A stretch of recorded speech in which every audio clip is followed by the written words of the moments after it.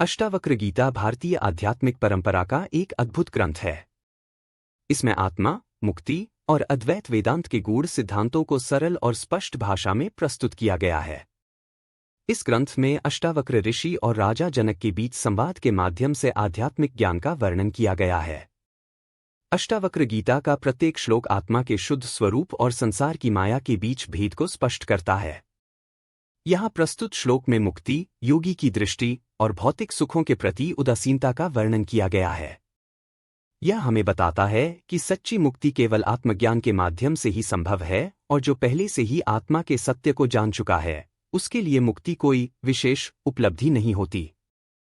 मुक्ति का शाब्दिक अर्थ है बंधन से मुक्ति। आध्यात्मिक दृष्टि से यह वह अवस्था है जहां आत्मा संसार के मोह, वासना और भौतिक इच्छाओं से स्वतंत्र हो जाती है। अष्टावक्र गीता के अनुसार मुक्ति आत्मा का स्वाभाविक गुण है।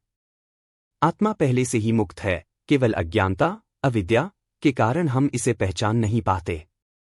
बहुत से लोग मुक्ति को स्वर्ग प्राप्ति, सिद्धियां या सांसारिक बंधनों से बचने का माध्यम मानते हैं।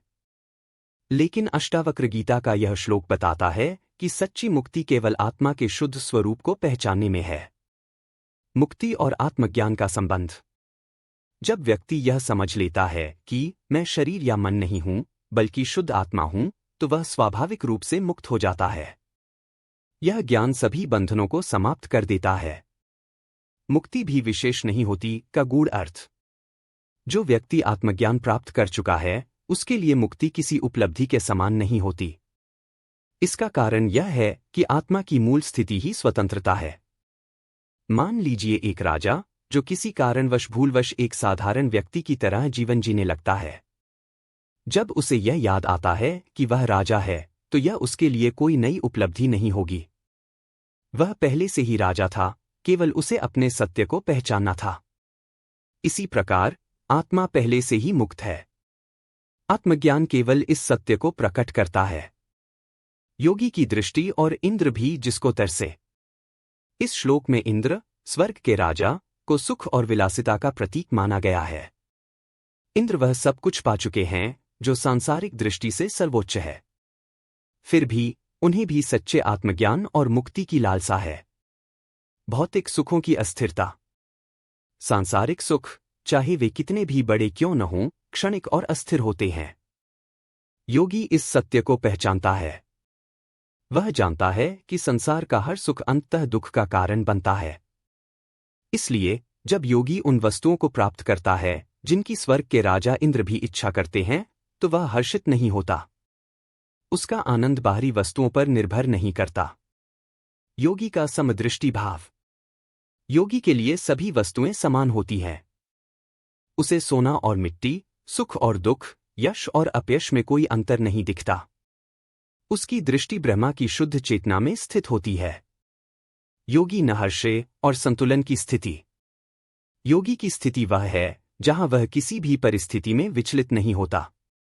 न उसे किसी वस्तु की प्राप्ति से आनंद होता है, न किसी वस्तु के छिन जाने से दुख। यहां योगी नहर्षे का अर्थ उदासीनता नहीं है। इसका अर्थ है संतुलन और स्थिरता।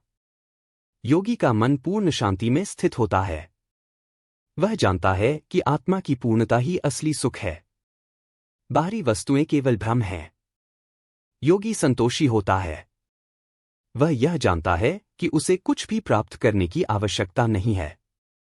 वह अपने स्वभाव में ही पूर्ण है। अद्वैत वेदांत और मुक्ति। अष्टावक्र गीता अद्वैत वेदांत के सिद्धांत पर आधारित है। अद्वैत वेदांत कहता है कि ब्रह्मा, परम सत्य और आत्मा एक ही हैं। अद्वैत की दृष्टि से मुक्ति। अद्वैत वेदांत के अनुसार बंधन और मुक्ति केवल मानसिक अवस्थाएं हैं। वास्तव में आत्मा कभी बंधन में थी ही नहीं। जब व्यक्ति यह समझता है कि मैं ब्रह्मा हूं, तो उसके लिए मुक्ति का कोई अलग अस्तित्व नहीं रहता। वह जानता है कि वह पहले से ही मुक्त था। माया और आत्मा का भेद। माया संसार की वह शक्ति है जो आत्मा को अज्ञानता के पर्दे में ढक देती है।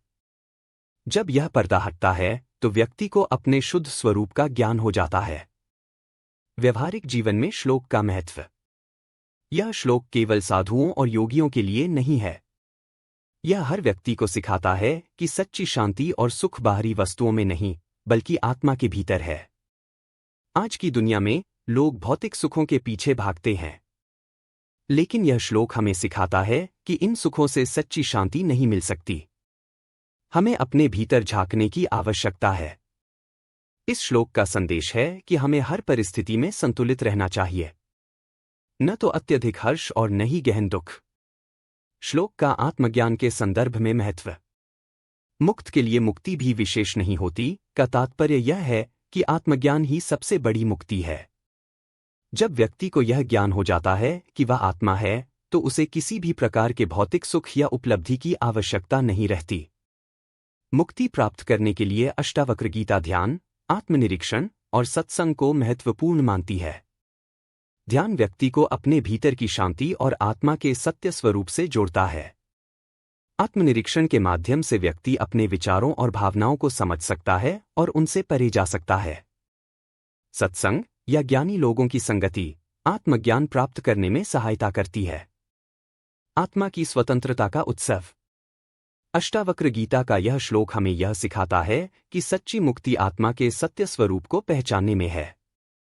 जो व्यक्ति इस सत्य को जान लेता है, उसके लिए संसार की कोई भी उपलब्धि विशेष नहीं होती। वह पहले से ही पूर्ण है और यही पूर्णता उसकी मुक्ति है। यह श्लोक आत्मा की शाश्वत स्वतंत्रता का उत्सव है। यह हमें सिखाता है कि सच्चा सुख और शांति हमारे भीतर है।